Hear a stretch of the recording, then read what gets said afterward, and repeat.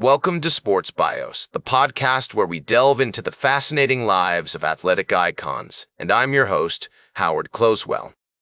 Today, we're going to embark on a captivating journey through the life of Boris Becker, the tennis phenomenon who rose to international acclaim with his explosive serve and unyielding determination. As we explore the twists and turns of his remarkable story, get ready to witness the transformation of a young boy from Lehmann, Germany, into a global sports sensation. Born on November 22, 1967, in the picturesque town of Lehmann, nestled in the heart of Germany's Baden-Württemberg region, Boris Becker was destined for greatness. His father, Karl-Heinz Becker, an architect by profession, and his mother, Elvira Becker, a former tennis player herself, instilled in Boris a strong foundation for athletic excellence. The Becker family resided in a cozy upper-middle-class home, where sports played a significant role in their daily lives.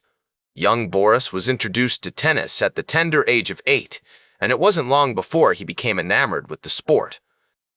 I recall a conversation with Boris, where he fondly remembered his first tennis racket, a gift from his parents, which sparked an unrelenting passion that would drive him to spend hours upon hours honing his craft. Growing up in post-war Germany, Boris was part of a generation that witnessed the country's remarkable economic resurgence, known as the Wirtschaftswunder, or economic miracle.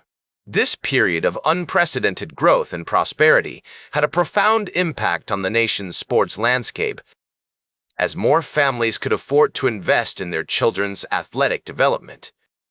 The Becker family was no exception, and Boris's parents encouraged his tennis aspirations, recognizing the immense potential that lay within their son. As a child, Boris was an energetic and curious boy, often getting into mischief with his siblings. However, when he stepped onto the tennis court, he became focused and determined, displaying a level of dedication that belied his years. His early coaches recognized this unique blend of talent and work ethic, and soon Boris was training at the renowned tennis base in Lehmann, where he honed his skills alongside other promising young players. I've spoken to some of these coaches who recall Boris's unwavering commitment to improvement, often arriving at the courts before dawn to practice his serves, his racket a blur as he pounded ball after ball into the waiting arms of his coaches. The 1970s and 1980s were a time of great social change in Germany, with the country grappling with its complex past and forging a new identity. For Boris, this meant growing up in an environment where sports served as a unifying force, transcending cultural and socioeconomic boundaries. His experiences on the tennis circuit, competing against players from diverse backgrounds, helped shape his perspective on the world and instilled in him a sense of adaptability that would serve him well throughout his career. As Boris navigated this complex landscape, he began to develop a keen sense of awareness, one that would allow him to thrive in the high-pressure world of professional tennis. As Boris entered his teenage years, his passion for tennis only intensified. He spent hours upon hours practicing his serves, volleys, and backhands, often hitting balls against the wall of his family's home or engaging in fierce battles with his siblings on the local courts. The Becker family's support was unwavering, with Karl-Heinz and Elvira attending every tournament they could, cheering Boris on as he began to make a name for himself in German junior tennis circles. I've seen footage of these early tournaments, where Boris's parents can be seen beaming with pride, their faces etched with a mix of excitement and nerves as they watched their son take on the best young players in the country. By the age of 15, Boris had already started to make waves in the tennis world, winning several regional tournaments and catching the attention of coaches and scouts from across Europe. His powerful serve, which would eventually become one of his signature shots, was still a work in progress, but the potential was undeniable. But what drove him to push himself to the limits of human endurance? What fueled his desire to become one of the greatest tennis players of all time? As Boris entered his late teenage years, a veritable maelstrom of expectations swirled around him, threatening to consume the very essence of his being. The tennis world, ever eager to anoint its next prodigy, had fixed its gaze upon this German wunderkind, and the weight of anticipation was palpable. Yet Boris, with a determination that belied his tender years, stood resolute, his eyes fixed unwaveringly on the prize. In 1984, at the age of 16, he delivered a clarion call to the tennis establishment, announcing his arrival as a major force in the sport by winning his first junior Grand Slam title at Wimbledon.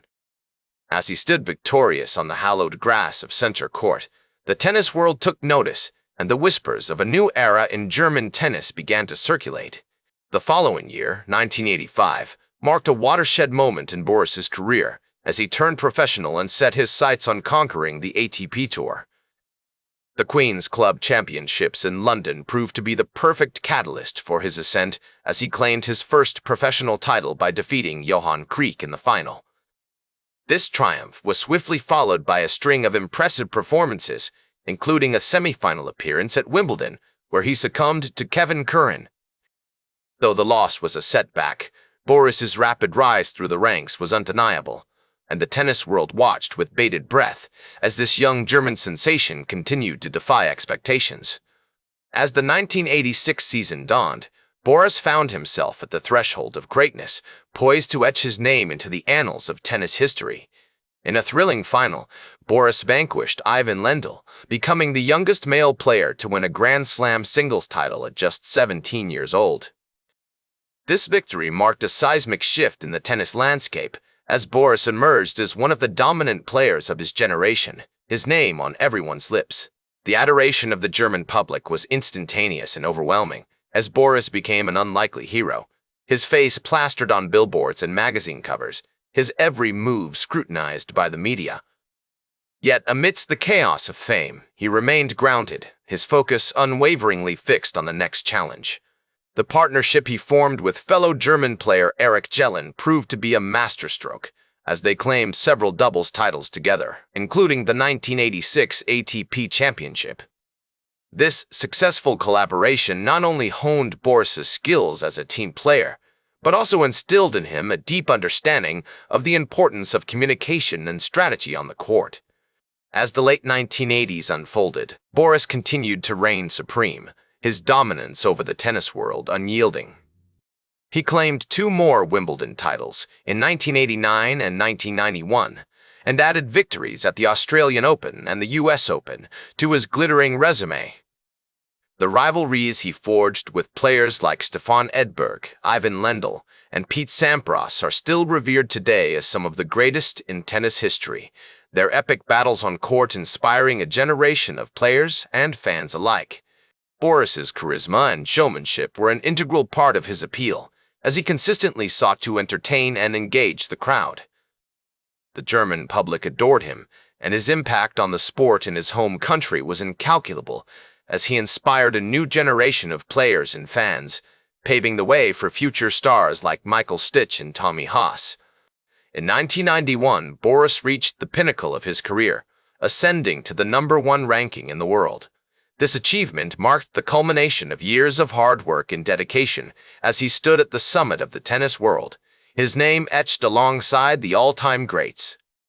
As he reflected on the journey that had brought him to this moment, from his early days as a junior player in Germany to his current status as a global superstar, Boris's words betrayed a sense of pride and satisfaction.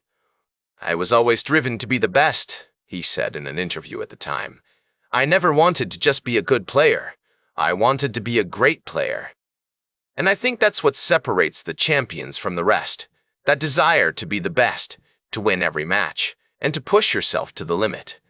This unyielding mindset would continue to drive Boris throughout his career, as he sought to maintain his position at the top of the tennis world, forever chasing the next triumph, the next title, and the next challenge. As Boris Becker's career soared into the 1990s, he continued to reign supreme over the tennis world, his name etched on numerous trophies and accolades like a badge of honor. The decade was a whirlwind of triumph and turmoil, with Becker's personal life facing intense scrutiny from the prying eyes of the media. His highly publicized divorce from Barbara in 2001 sent shockwaves through the tennis community, leaving fans and pundits alike to wonder if the cracks in his personal facade would finally begin to show on the court. But Becker, ever the resilient champion, refused to let his off-court struggles define him. He poured his heart and soul into his training, drawing upon a deep well of mental toughness forged in the crucible of competition. As he navigated the treacherous waters of fatherhood, with the paternity suit against Russian model Angela Ermakova making headlines around the world, Becker's laser-like focus on tennis remained unwavering. And yet, despite his unyielding dedication to the sport, the writing was already on the wall. Injuries began to take their toll, the cumulative effect of years spent pushing his body to the very limits of human endurance. The once invincible Becker was now facing a daunting reality. His time at the top was drawing to a close. It was against this backdrop that Becker made the difficult decision to announce his retirement from professional tennis in 1999.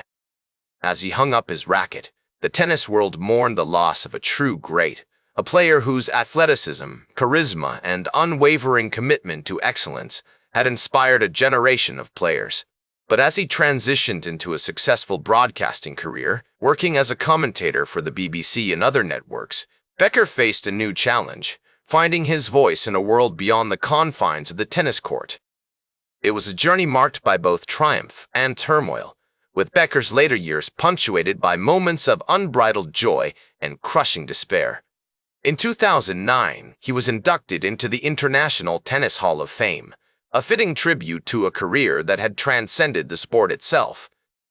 And yet, just as the world was celebrating his achievements, Becker faced a new and unexpected challenge: financial difficulties that would culminate in a highly publicized bankruptcy in 2017. Through it all, however, Becker remained steadfast in his commitment to charitable work, particularly in the area of children's education and healthcare. As Becker reflected on his life and career, he spoke with a sense of pride and fulfillment that bordered on the profound. "I've been fortunate enough to have had an amazing journey both on and off the court," he said, his voice laced with a hint of nostalgia. "I've won titles, broken records, and inspired a generation of players. But more importantly, I've learned valuable lessons about perseverance, hard work, and the importance of staying true to oneself."